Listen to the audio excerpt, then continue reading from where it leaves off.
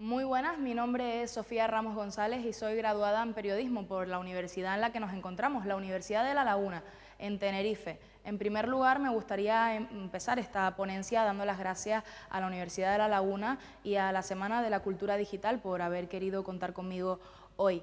Me gustaría también empezar diciendo que cuando nos planteamos hablar de cultura digital en una jornada como esta, indudablemente tenemos que hablar de ciencias de la información. Los medios de comunicación conforman el imaginario diario de la ciudadanía. La agenda de los medios de comunicación de masas muchas veces es la nuestra, la de los ciudadanos de a pie. Sin duda, lo que muchas veces no se ve en los medios de comunicación no existe para el resto de la sociedad. El periodismo también ha evolucionado en base a esto en las últimas décadas debido a la digitalización. Esto se debe a que nuestra manera de informarnos ha evolucionado. También podemos destacar que tenemos la prensa en el móvil. Si queremos ampliar información, escaneamos un QR y si queremos leer sobre algún asunto especializado, podemos disfrutar de un reportaje multimedia, en la que, por ejemplo, la realidad virtual y los sonidos inmersivos son la base de lo que estamos consumiendo. Por lo tanto, en esta ponencia tenemos que hablar de dos aspectos. Por un lado, las formas innovadoras del periodismo digital, las formas innovadoras que tenemos de informar y el componente ético en la comunidad digital. Son dos ramas totalmente diferentes que iremos desglosando a partir de ahora. Si hablamos de una forma innovadora de contar las cosas, de trasladar a la ciudadanía lo que ocurre de una manera atractiva y dinámica, lo primero en lo que debemos pensar es en los clientes. No debemos olvidar que estamos hablando de que la información es un producto. Y tú, que escuchas los informativos en la radio de camino al trabajo o que lees en el desayuno el periódico a ver qué se cuenta al mundo, debes saber que eres un consumidor. Con esto quiero decir que si hablamos de productos y consumidores, debemos hablar de exigencia. La ciudadanía debe ser exigente con la calidad del producto que recibe. Si vamos al mercado y nos venden 3 kilos de manzanas, por poner un ejemplo, en mal estado, estoy convencida de que las devolveríamos y además pondríamos una reclamación. Con el periodismo ocurre exactamente lo mismo. Estar informados con un contenido veraz y riguroso es un derecho. Además, una democracia debe gozar de medios de comunicación libres e independientes, aunque no estemos de acuerdo con su línea editorial, como en muchas ocasiones suele pasar. Como les decía, es un derecho humano, y así lo recoge el artículo 19 de la Declaración Universal de los mismos, en la que bien se explica que todo individuo tiene derecho a la libertad de opinión y de expresión, incluyendo el de no ser molestado a causa de sus opiniones, el de investigar y recibir informaciones y opiniones, y el de difundirlas, sin limitación de fronteras, por cualquier medio de expresión. Como vemos, es un derecho fundamental y debemos de aplicarlo a las nuevas tecnologías, ya sea pues, a las nuevas formas de informarnos, nunca mejor dicho, a través del móvil, de las tablets, de cualquier elemento electrónico que tengamos. Evidentemente, las TIC, como se denominan comúnmente, tecnologías de la información y la comunicación, son conocidas porque están en constante evolución. Es más, el periodismo digital rompe con la linealidad y permite la retroalimentación y la participación de los lectores, los oyentes o los espectadores, da igual el caso en el que sea. No obstante, existen algunas claves que son esenciales en esta forma de hacer periodismo. La concisión, empezando por esta. Cuanto más escuetos y precisos seamos, muchísimo, muchísimo mejor. La atención de las personas solo dura una serie de minutos y debemos aprovecharlo. Esto está más que demostrado. Ahora bien, ¿qué puede aportar la tecnología al periodismo? Por un lado, la parte más social, potenciar el trabajo en equipo. Como bien explica el investigador Diego Alonso Sánchez Sánchez en su ensayo El periodismo digital, una nueva etapa del periodismo moderno, al cual les recomiendo que le echen un vistazo, él dice que en las redacciones clásicas el trabajo en equipo es más escaso. Existe, pero no se puede negar que aparte de un fotógrafo y un diseñador que acomoda en la página lo que escribe el periodista, en la mayoría de los casos, la responsabilidad sobre la historia es del reportero, es de la persona que va a la calle y busca esas entrevistas. Él es quien las investiga y quien las construye de manera individual. Así que dentro del periodismo, a pesar de ser un trabajo muy colectivo, también tenemos esa parte individual que hay que mimar y, bueno, pues la falta de un verdadero trabajo en equipo, como bien les he venido diciendo, también pues, podría ser una consecuencia de que no haya permitido mejorar el desarrollo de la profesión. Pero viniendo al caso, con el consecuente fortalecimiento de los medios, Internet obliga al periodista a tener una muy buena preparación. Le exige que investigue, que piense más en el público y que se baje de la posición pedante que suele tener y que conozca y profundice más en los temas para poder explicarlos y recomendarlos a los lectores internautas, aquellos que consumen la información de forma digital. Esa profundización de los temas es donde entra el periodismo especializado, un término también importante con el que me gustaría que se quedaran en la ponencia de hoy. Si sumamos periodismo especializado y las TICs, las tecnologías de la información y la comunicación social, podemos hallar auténticas joyas, elementos como por ejemplo la realidad aumentada, un método de visualización novedoso cuyo fin primordial es recrear escenarios inmersivos y superponer la realidad física a la virtual. Para ello, esta tecnología o nuevo lenguaje periodístico cuenta con voces en off, gráficos o la interacción del propio usuario con el entorno. Además de tener la capacidad de contar realidades complejas y complementar y ampliar nueva información. Es decir, es un complemento ideal. Como en esta ponencia no solamente me gustaría que se quedaran con estos conocimientos sobre el periodismo digital, la cultura digital, la innovación o la ética, me gustaría que se llevaran también unas recomendaciones. En este sentido, les recomiendo, si les llama la atención lo relacionado con el periodismo y la realidad aumentada, que le echen un ojo al reportaje del País semanal, Fukushima, vidas contaminadas se llama.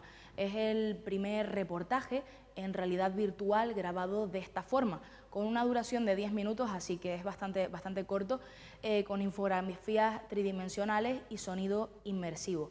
Un conjunto que produce a quienes lo ve la sensación de percibir todo lo que hay a su alrededor, con además sumo detalle, que podría traducirse como veracidad y transparencia, dos cualidades muy importantes también dentro de la labor periodística y de los contenidos que creamos. A continuación vamos a ver un pequeño fragmento de este reportaje, de, como les decía, el primer reportaje en 360 grados que realizaba el País semanal y que es un ejemplo de lo que les he venido comentando hasta ahora.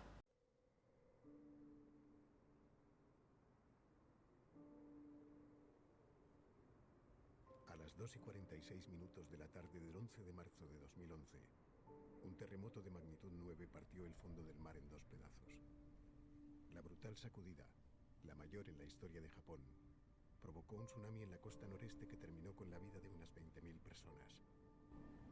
Los sistemas de seguridad de la central nuclear de Daiichi Fukushima quedaron destruidos y unos 200.000 japoneses tuvieron que abandonar su hogar. 70.000 todavía no han vuelto debido a la radiación. Nadie sabe cuándo podrán hacerlo.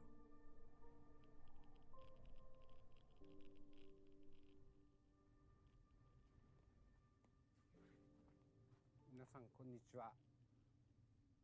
震災から5年が間もなく経ちます。3月11日、私たちは大震災と翌日の原子力災害の事故により避難を余儀なくされました。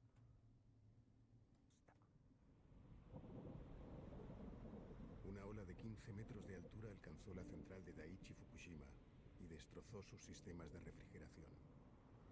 3 de sus reactores sufrieron una fusión de núcleo y las explosiones de hidrógeno dañaron los edificios que los cubrían, liberando la radiación al exterior.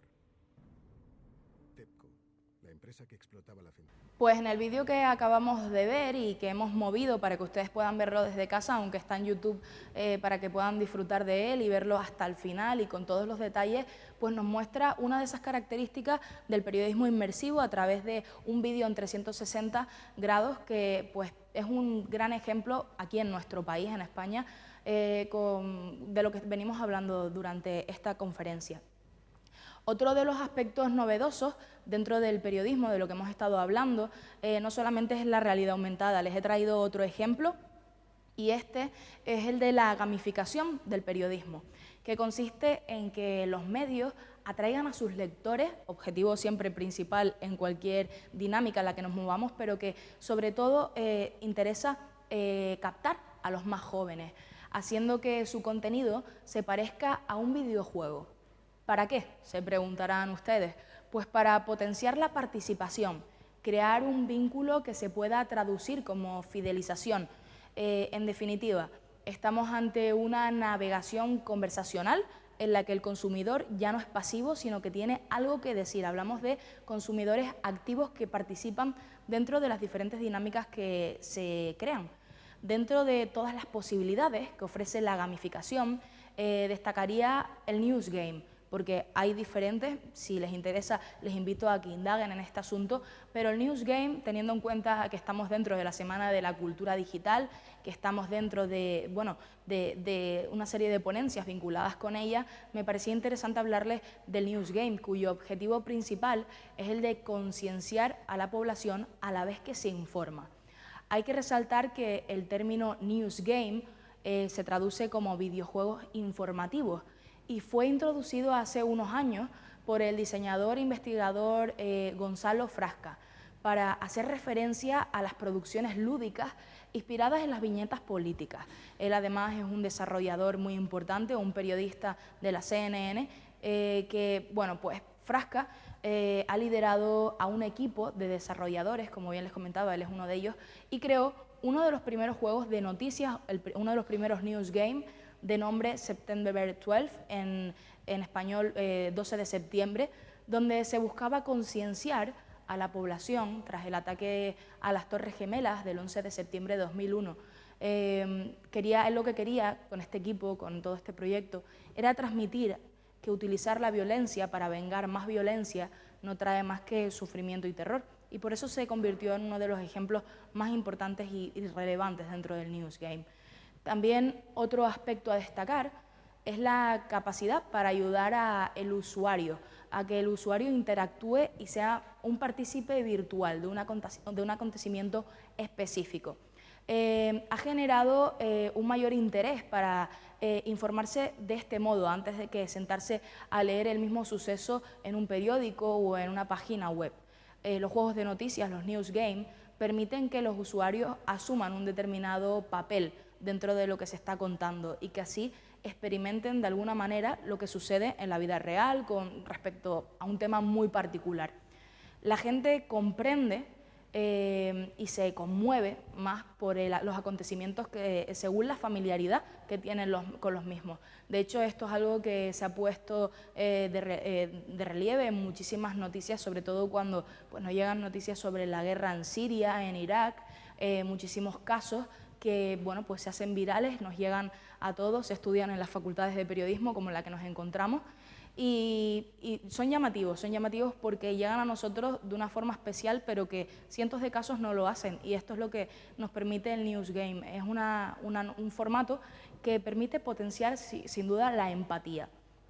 Por poner un ejemplo muy exagerado para que nos demos cuenta de lo que pretende el News Game, podemos hablar del genocidio de Darfur, ocurrido en Sudán. Según su aplicación, llama más la atención si se juega asumiendo el papel de un refugiado quien arriesga su vida, por ejemplo, en busca de agua para no morir deshidratado, antes que leerlo en un reportaje en papel con un par de fotografías. Esto, como les decía, es un ejemplo muy exagerado para que entiendan un poco el objetivo y esa potenciación de la empatía que nos permite este tipo de formatos innovadores. Sin embargo, esta es una opción que empieza a despuntar y aún le queda mucho camino por recorrer, pero me parecía interesante traerla aquí a la Semana de la Cultura Digital y sobre todo cuando estamos hablando de innovación y periodismo digital. Los expertos hacen hincapié en que acabará siendo contemplada como una narrativa transmedia más, como ocurrió al principio con los QR, con los códigos Bidi, que decían que, pues que la gente no se iba a molestar en escanearlos y que era una pérdida de tiempo, y al final pues se han convertido en un elemento más de la prensa, y pues se estima que en un futuro pase lo mismo con el News Game o con los juegos, a pesar de que lleven un mayor tiempo de preparación y sean sobre casos muy específicos, volviendo a conectar con el término periodismo especializado del que hablábamos al principio. En el caso de nuestro país, los resultados del ranking de innovación periodística, que es el gran paraguas de esta ponencia, revelan que en España la innovación se lleva a cabo en la periferia de la industria mediática tradicional, gracias al empuje de empresas tecnológicas. También la irrupción de nativos digitales y los laboratorios creados en algunos medios. El más famoso seguramente aquí en España podría ser el de Televisión Española. Entonces, entre las iniciativas más innovadoras destacan también la Fundación Cibio, la institución de servicio público que apadrina varias webs de investigación como la del Confidencial, un medio nativo digital fundado en el año 2001, así que ya tiene algún tiempo de nacido, el diario.es, quizás el más conocido actualmente, basado en un sistema de socios que contribuyen económicamente a que el proyecto sea viable. Y la revista también Vis a Vis, una publicación que es interactiva, también interesante, que les recomiendo que le echen un vistazo, que es diseñada para iPads. Pero la gran pregunta es, quizás, ¿a qué nos referimos con innovar? Hemos hablado de ejemplos del periodismo y la innovación, pero ¿a qué nos referimos con innovar? Innovar en el sector de los medios significa un cambio en la forma de hacer las cosas. Se trata de conseguir los mismos objetivos, que para las empresas periodísticas sigue siendo la rentabilidad económica a través de la producción de contenidos, pero haciendo las cosas de otra manera, a como hasta ahora se han venido haciendo. Nos obliga a ello el contexto, el entorno. Por ello, innovar también supone, en cierta manera, la manera, válgame la redundancia, en la que los medios se adaptan tanto al contexto digital como a las nuevas necesidades de los usuarios. Hasta aquí nada nuevo sobre lo que les he venido contando hasta ahora durante este tiempo. No obstante, también debemos hablar del componente ético en la comunidad digital, porque es verdad que la innovación nos permite hacer cosas innovadoras, nuevas, diferentes, pero la ética en la era de Internet ha cambiado totalmente. En este sentido, y antes de hablarles de la ética, me gustaría que vieran este lienzo, el lienzo de Alexander Osterwalder o el modelo Lean Canvas, un modelo destinado a la innovación. Sobre todo se estudia cuando hablamos de periodismo digital y hablamos de empresas, al fin y al cabo los periódicos son una empresa, muy interesante, en la que hablamos de alianzas, de actividades claves, de una propuesta de valor. Bueno, pues quería que se quedaran con esa visión conjunta de cómo se crea y se consolida una empresa innovadora, ya que al principio hablábamos de consumidores, de clientes y de innovación.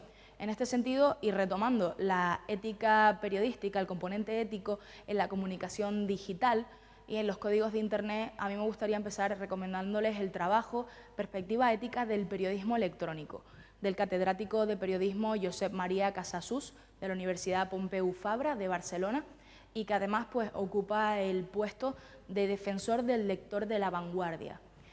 En este trabajo se diferencia la ética del acceso a la red y la ética de la función periodística en la era digital.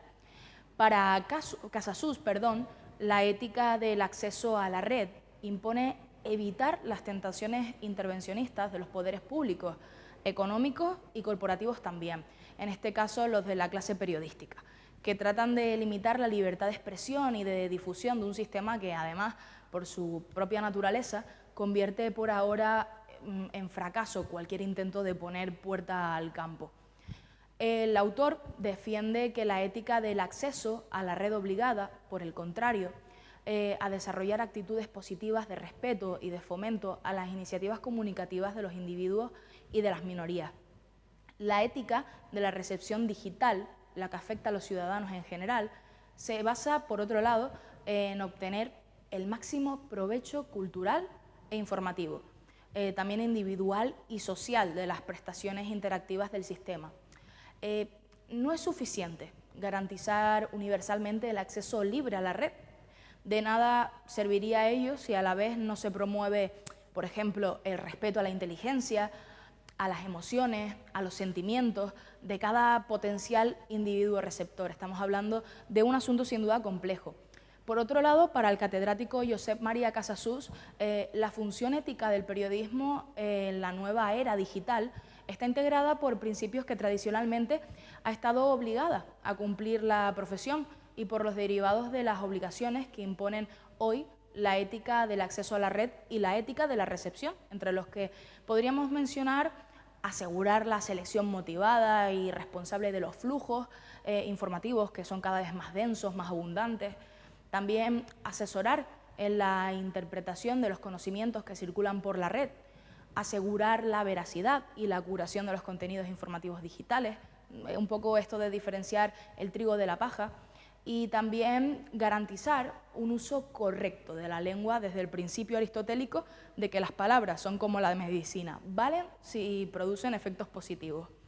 Teniendo esto en cuenta y también, por ejemplo, si podemos echar un vistazo para profundizar en el código deontológico de la FAPE, de la Federación Española de Periodismo, pues nos planteamos las siguientes preguntas. ¿La llegada de Internet hace necesaria una nueva ética? ¿Existe algún código de ética de Internet realmente o cada uno va por libre? Una pregunta vieja, y ustedes pues se preguntarán porque es una pregunta manida, y es que la misma pregunta que se planteó, es la misma pregunta que se planteó cuando nació la radio y amenazaba con desmantelar a la prensa escrita, o cuando luego apareció la televisión y amenazaba con fulminar a las dos anteriores, a la prensa y a la radio. Y es que cualquiera que sea el adelanto de las técnicas siempre han mantenido su vigencia unos principios relacionados con la verdad, con el servicio a la sociedad y con el ejercicio de la justicia y de la libertad también. Así pues, no es una nueva ética, son nuevas aplicaciones de la ética lo que se hace en la era de Internet. No es una cuestión de adecuaciones, con lo que esta palabra alude a oportunismos utilitarios. Son respuestas de la ética a circunstancias nuevas. Creo que un resumen sería este, respuestas de la ética a circunstancias nuevas. Esas respuestas se dan a partir de los principios de siempre, que les dan valor a las formas de comunicación entre los humanos, de modo que, como ha sucedido en los códigos de la radio o la televisión y de los medios impresos también, sucede con Internet. Aparecen los códigos como respuesta a las necesidades que induce el medio. En este caso, pues todo lo que tiene que ver con la red, con la cultura digital y también con la globalización, al fin y al cabo. La transformación de la era digital nos ha llevado a cuestionarnos sobre cómo los periodistas hacemos nuestro trabajo y ha desfigurado el modelo de negocio que hacía que los medios noticiosos de una industria, de una de las industrias más lucrativas. Sin duda tenemos que destacar que al fin y al cabo los medios de comunicación son un negocio y todos estamos informados, con lo cual no ponemos en duda que esta sea una de las industrias más lucrativas. Pero no debemos olvidar jamás que el periodismo es el que ha dado aviso con anticipación sobre muchas de las crisis económicas, políticas o sociales en el mundo y ha dado espacio para que los ciudadanos exijan rendición de cuentas a sus gobernantes. Para continuar con este rol fundamental de la prensa en democracia, se requiere preservar los principios básicos del periodismo, a pesar de los cambios tecnológicos. Los principios, por ponerles algunos ejemplos, los principios de búsqueda de la verdad, de dar voz a los que no tienen, de ser responsables de lo que hacemos, de actuar con independencia y transparencia también ante nuestras audiencias, ante quienes nos leen o nos escuchan. Deben seguir guiando todas estas cuestiones el trabajo periodístico. De esta forma se podrá seguir fortaleciendo el valor principal del periodismo, su credibilidad, su arma más importante, un valor fundamental ante el nuevo ecosistema mediático del siglo XXI, un valor que, aunque a muchos de ustedes les parezca increíble, no conoce lo que es la obsolescencia programada. Muchísimas gracias por haberme acompañado durante esta ponencia, por haber querido acercarse al periodismo, a la ética y a la innovación, y espero que nos encontremos en la próxima semana de la cultura digital. Ha sido un placer acompañarles.